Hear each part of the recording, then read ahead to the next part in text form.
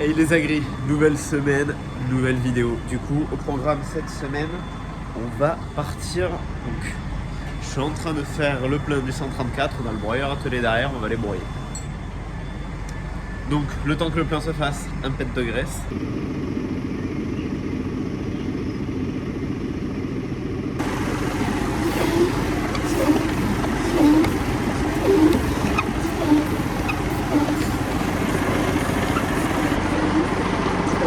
Et bien sûr, on n'oublie pas la déblou.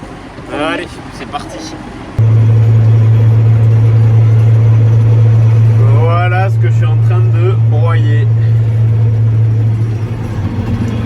Il n'y a pas grand chose. J'espère que vous m'entendez bien, je vous expliquerai pourquoi je broie après. En fait non. Je vous dirai oui, pourquoi je dois broyer. Donc là en soi on est censé être sur de la luzerne. Et en cette période on est censé la faucher. Et nous malheureusement on est en train de broyer. Je vous explique ça juste après parce que quand j'aurai éteint le broyeur ça fait beaucoup de bruit. Donc oui voilà, je vous reprends pour vous dire pourquoi on broie cette luzerne. Bon ici au bord de la haie on dirait qu'il y en avait un peu. Mais ici on a eu un été, bon comme beaucoup en France, on a eu un été très sec l'été dernier. Et en fait ici on est sur des terres de plateau. Donc comme je vous explique souvent, des terres très gravieux sur le dessus des collines avec très peu de fond. Et même ce qu'on voit souvent dans ces terres de plateau, c'est ceci. C'est... Là, je sais pas si vous voyez bien. Et non, c'est pas un caillou, c'est le rocher. C'est vraiment le rocher qui ressort. Par endroits, on l'a beaucoup dans les champs. Donc quand on broie ou qu'on fauche, tout ça, même quand on travaille avec des outils à dents, il faut faire hyper gaffe. Parce que vu que c'est le rocher, on pète tout sur l'outil. Et du coup voilà, ce sont des terres qui ont énormément souffert. Et au final, on se retrouve avec que les luzernes, par bon endroit, par bon trou, ont crevé. Et à ces endroits-là où il n'y a presque pas de fond, la luzerne est morte l'été dernier.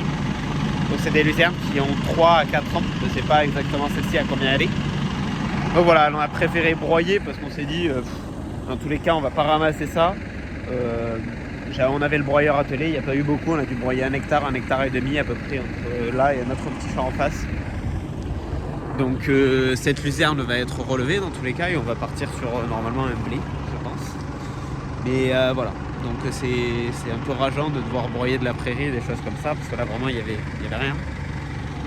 Donc à voir, peut-être que d'avoir broyé, si on a un été un peu clément, qu'il y a un peu d'eau, parce qu'il y avait quand même des bébés luzernes, des petites luzernes qui n'avaient pas trop... qui végétaient et tout ça. Peut-être que sur ces champs, la végétation voudrait repartir et peut-être qu'on fera une petite seconde coupe. Donc une première vraie coupe quoi. Mais je suis pas sûr. Donc allez. Et voilà. Le petit 134 tout propre. Je lavais le broyeur, je l'ai dételé et je l'ai enfin lavé. Et vraiment là c'est impressionnant parce que les jantes en avaient fait les derniers apports d'engrais, tout ça. Il y en avait des endroits qui avaient des mouillères, donc il y avait vraiment rempli de terre même. Derrière il était bien sale. Donc je dis pas qu'il brille non plus, hein, mais c'est agréable d'avoir du matériel propre.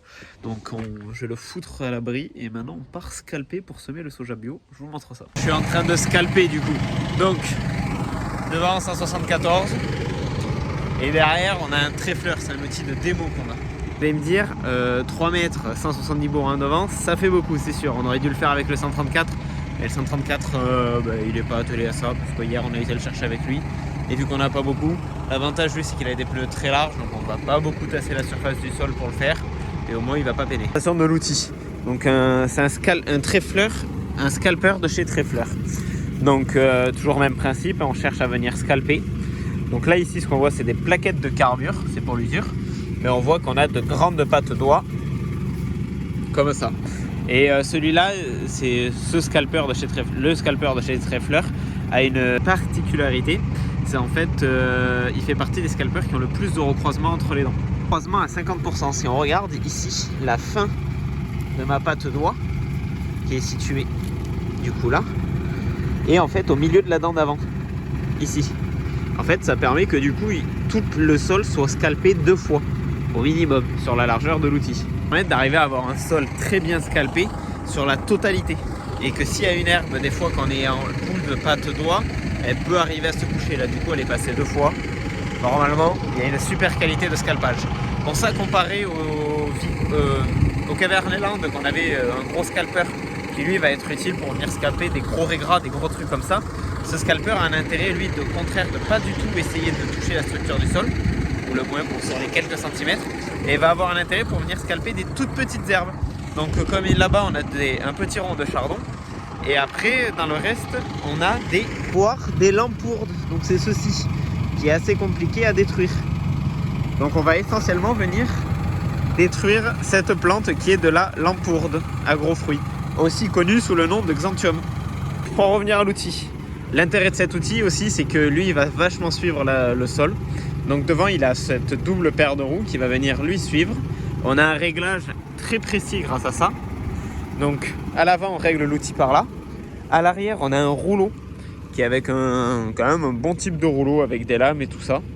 Et derrière une herse-peigne. Et de vous dire, on a aussi ça qui est un niveleur entre les...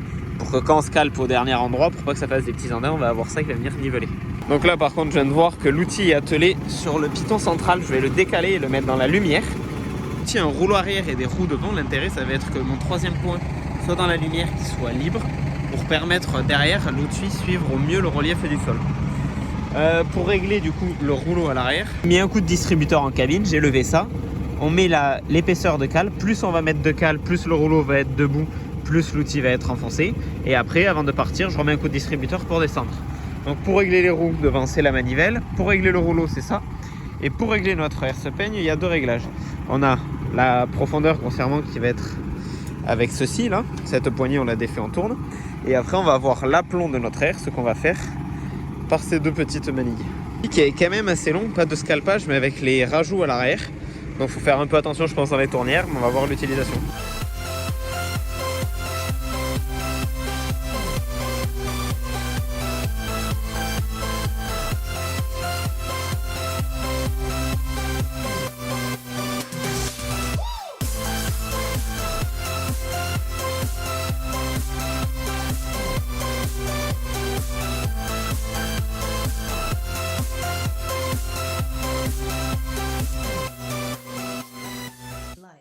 Allez, nouvelle journée.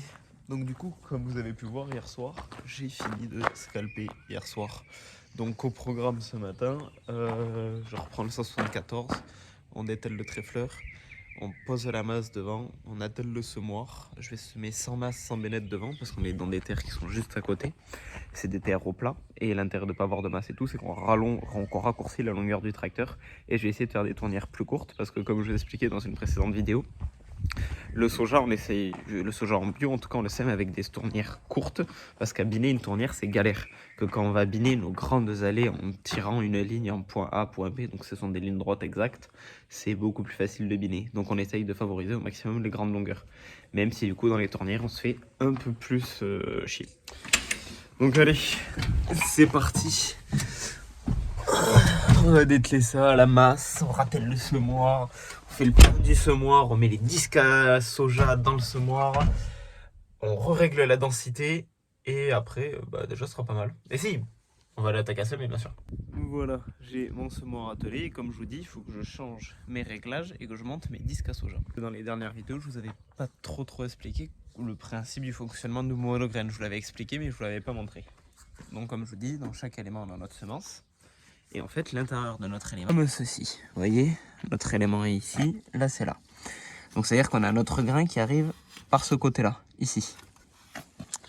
Et en fait, ce qui se passe, c'est qu'il y a une turbine ici qui va venir dépressuriser ce côté-là de la chambre, ici. Vous voyez, là, ici, tout ici, l'air est aspiré par ce tuyau. Et l'intérêt, en fait, c'est qu'on a un disque comme ça, de plaqué. Donc ça veut dire que quand ça va être aspiré, le grain va se vouloir boucher les petits trous. Et quand ce disque tourne en fait, donc il part de là, il monte ou il descend? Bon, il monte. Il va monter par là, donc le grain se fait coller, il est collé, il est collé, il est collé. Et quand ça va arriver à cette zone ici, qui est là, j'ai du mal à voir, on a du mal à vous le montrer, mais ici du coup il n'y a plus d'aspiration d'air. Du coup le grain, par gravité, descend dans l'élément. Voilà, donc ça c'est vraiment le principe du monograine, graine par graine. Et vous allez me dire, ok, mais maintenant il faut arriver à régler la vitesse d'avancement, vu que c'est un DPAE, en fonction le débit en fonction de la vitesse d'avancement. On commence par nos disques. Donc ici ce sont des disques 70 trous, c'est-à-dire qu'il y a 70 trous sur notre disque. Donc on prend notre bouquin, on va dans les tableaux, Vous voulez semer cette densité avec un disque de temps, vous devez mettre ce réglage. Le réglage se joue ici. Donc je me faufile. On ouvre. Et ici on a un enchaînement de pignons, vous voyez. Donc là il est réglé pour le sorgho. Et moi pour le soja, il faut que je me mette en A1. Donc A, c'est ce pignon. Et le 1, c'est celui-là. Donc je débraye ici. Je déclavette ça. Bon, à une main, je ne vais pas vous le montrer. Et je vais décaler ma chaîne ici. Et je vais décaler ma rangée de pignons derrière au maximum. Et voilà. Comme ça, à chaque fois que mon semoir est posé, ces roues tournent qui vont entraîner ce boîtier qui entraîne tout un arbre en haut qui va venir à chaque fois par des chaînes alimenter chacun de nos éléments. Je vous montre ça. Vous voyez ici, on a cet arbre du coup et hop, à chaque fois on a les chaînes qui alimentent. Et voilà. J'ai plus qu'à monter tous mes disques à soja, régler comme je vous ai dit, et on va aller faire le plein du semoir. Je vous dis comment on règle la profondeur de semis. La profondeur de semis, ça sert par ça en fait. Là ici on a des lettres ici de chaque côté, vous voyez, qui vont de A à H. Et en fait, plus on va descendre, plus la graine sera profonde. Plus on monte par la lettre A, moins la graine est profonde. Donc là on était sur du sorgho. On savait qu'il allait pleuvoir bien après, du coup on s'est mis en DD. Donc on s'est mis quand même assez haut. Donc on va être sur du soja, qu'on ne sait pas quand il y aura les prochaines pluies et que c'est du soja en milieu, on va le mettre un peu plus creux. Donc là pour le sorgho on était en DD, là je pense que je vais essayer du EE. Je vais le mettre là mais je pense que ce sera à peu près ça. Parce qu'on va le semer un peu plus profond, vu qu'il y a du désherbage mécanique qui va être fait, tout ça. On préfère enfouir bien notre graine, le soja il va monter, il n'y a pas de souci. Voilà, donc voilà, il faut que je me modifie ça.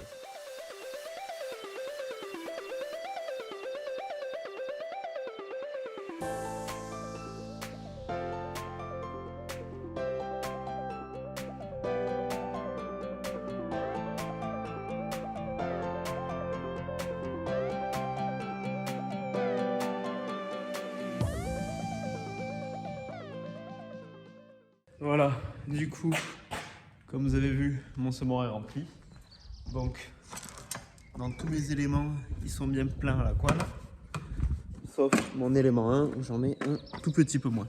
Comme ça, je vous l'avais expliqué la dernière fois, je sais que quand l'élément 1 bip, je me pose pas de questions. Je replie mon semoir et je rentre à la ferme pour refaire le plein. Que si c'est un autre, c'est plus qu'il y a un souci technique. Bon allez, tout à l'heure j'ai tout graissé, cardan. Mes palettes derrière, mes petites palettes derrière, mes roulettes. Et oui, j'ai eu un ressort à changer aussi là-dedans. Celui-là. En fait, c'est un ressort où on met la pression pour à quelle force ça rappuie. Et souvent, à force qu'on a des pierres qui font beaucoup tac tac tac tac, on sait qu'on en a pas mal. Donc là même, je me le mets tous sur le même réglage, si j'étais pas tous. Allez, c'est parti. On se retrouve au champ. Bon, soja bio fini de semer. Là ce que je fais, du coup il me reste encore du soja dans les éléments, donc je vais vidanger mes éléments. Donc je vous avais expliqué la dernière fois avec ceci et ma petite ouverture là, je les vide. Mais d'habitude je remettais dans un sac ou quoi. Donc là, vu qu'il nous en reste un peu quand même, je les mets dans le petit godet du télescope. Bon, comme ça pour vidanger je me fous dessous et après on verra ce qu'on en fait. Si au cas où qu'il nous remanque un endroit où on a vu que ça avait mal semé ou quoi que ce soit, on sera toujours à même de le remettre dans le semoir et repartir semer. Donc voilà, bon allez, j'en ai fait 2, je fais tous mes éléments et après on se retrouve pour la suite. Suite des travaux cet après-midi, pas vraiment de travaux dans les champs ou quoi que ce soit, c'est on va se préparer un peu à la saison. Donc je vous avais vu dans les vidéos précédentes qu'on avait fini d'aménager cette dalle, de toute la nettoyer et tout ça.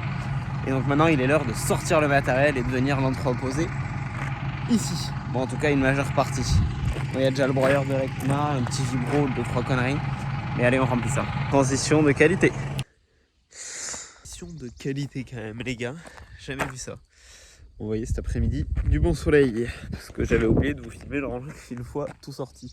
Donc on a la Grissem, le Carrier, donc des chômeurs rapides, les cover crop, un endainer qu'on nous prête, qu'on nous a prêté, et du coup on l'a stocké chez nous cet hiver, faudra qu'on le ramène du coup ici. Il y aura plutôt le Vibroflex au lieu de l'endainer qui est encore à la concession parce qu'on a une des fusées de l'essieu qui était complètement naze, donc on l'a fait changer.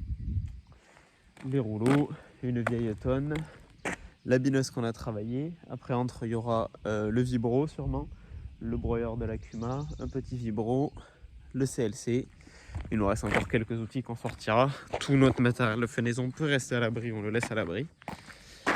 Et voilà quoi. Ça fait bien rangé. J'aime bien. J'aime beaucoup. Voilà, je vous ai pas repris. Mais du coup, ce que j'ai fait, vu que demain, j'ai de la terre sur le visage, j'ai fini de préparer ce que j'avais à préparer. Et du coup, demain matin, en tout cas, j'irai ramener cet outil à la concession. Vu comme je vous l'ai dit, c'est un outil de démo. Donc là, j'en ai profité pour mettre un petit coup de Karcher sur l'outil parce que bah, ça fait toujours plaisir quand on nous prête du matériel, il soit propre. Donc on essaye de le rendre propre. Donc je dis pas non plus qu'il brille. Hein. Surtout le rouleau, j'arrive pas à le nettoyer. La terre est bien collée dessus. Au pire, elle séchera et le rouleau, elle tombera. Et demain, ça sera autour de lui que je vais laver quand je rentrerai de la concession. Du coup, devant, je me suis mis cette petite masse pour la route parce que c'est juste la route à faire. Ça devrait suffire. Comme je vous ai dit, c'est la nouvelle masse de 450 kg. Même s'il y a du déport, il devrait le porter. Donc allez, là ce que je vais faire, c'est qu'on va mettre ça à l'abri et je vais rentrer chez moi. Et on se retrouve du coup vendredi matin, donc demain matin. Allez, à demain. Me revoilà la bineuse devant la 780, tracteur de compète. Tracteur dernier cri, GPS, RTK et tout. Ouais, je rigole. Du coup, c'est la bineuse sur quoi j'avais travaillé un peu cet hiver. Voilà.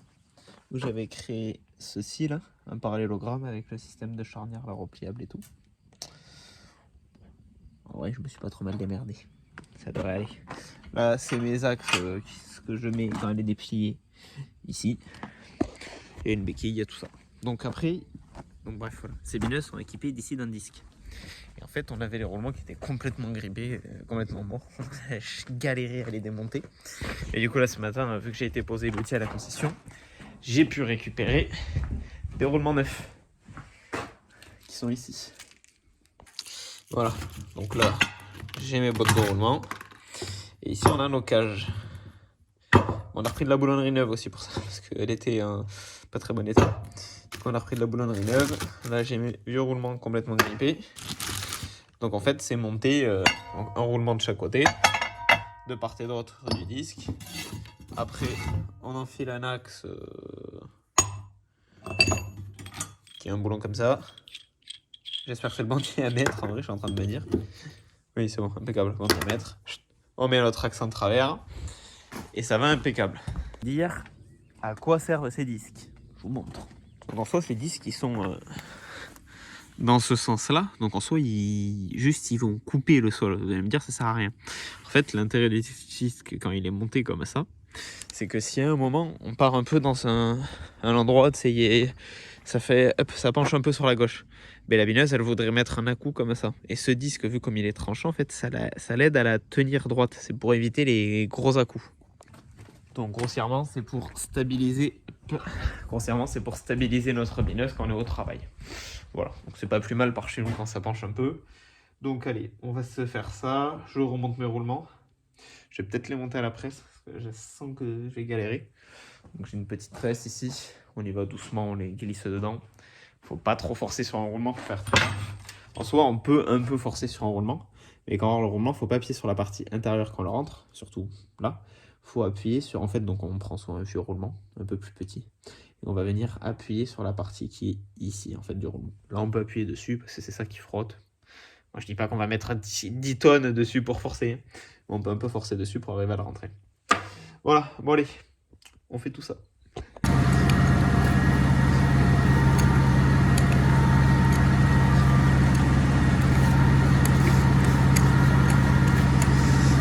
Ouais, il y a bien ça d'épaisseur de terre sur la rotative.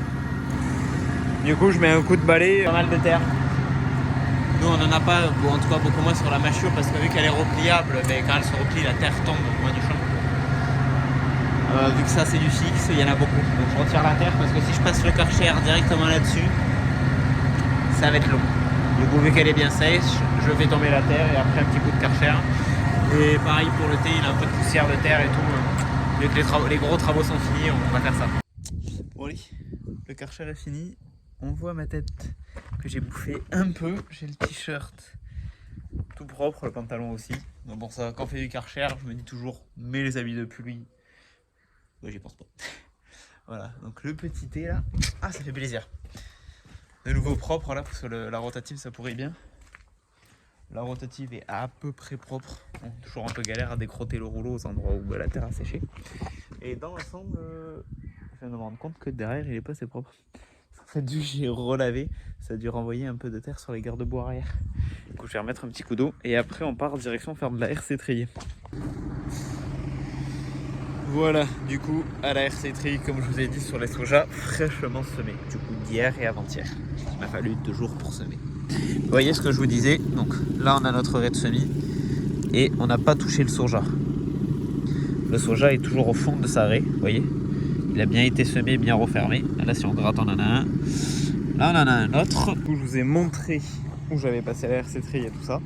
Bon ouais, je pense que je suis peut-être un chouïa agressif, je vais ralentir un peu l'agressivité au cas où, parce que s'il y a des endroits où le soja est un peu plus haut, voilà. Donc les intérêts de la passer cette RC tri, donc comme je vous dis c'est un premier passage à l'aveugle qu'on fait au cas où il y ait des mauvaises herbes, donc des filaments qui évoluent, là on les pète. Deuxième intérêt c'est de finir d'arracher, nous, nos mauvaises herbes. Et en plus ça finit de reniveler, parce que vu qu'on roule avec un semoir monograine, des fois ça fait des petits toups. Là ça permet de mettre quelque chose à plat et voilà. Donc il me reste 12 hectares avant le week-end. Allez, c'est parti. Voilà, la RC tri, ça fait un peu de poussière parce que le dessus est sec du coup de la terre. Donc en agressivité je suis redescendu, je suis autour de 5-6. Parce que vraiment j'ai pas envie de déplacer les grains de soja. Le risque n'est pas de tuer notre soja, mais c'est juste qu'en gros ils seront plus alignés vu que l'on fait piner. Si s'aligner, c'est quand même plus facile. Et voilà, je viens de rentrer de la RC tri, donc j'ai reposé les pieds de la RC tri parce que j'ai reposé les béquilles de la RC tri pour la poser, même si elle est toujours au tracteur. Je préfère laisser toujours les pieds dessus parce que comme ça, en tout cas à l'arrêt, comme ça on peut poser, ça tient pas sur le relevage. Devant, j'ai posé ma petite masse, comme ça, ça force pas sur le relevage durant le week-end. Le petit thé, franchement, il vrille un peu là, je suis content de l'avoir lavé comme ça. C'est trop agréable je trouve d'avoir du matériel propre. Donc voilà, tout est rentré pour le week-end. Donc c'est une fin de semaine pour moi et une fin de vidéo pour vous. J'espère qu'elle aura pu vous plaire et je vous dis à la semaine prochaine pour une nouvelle vidéo. Ciao ciao tout le monde.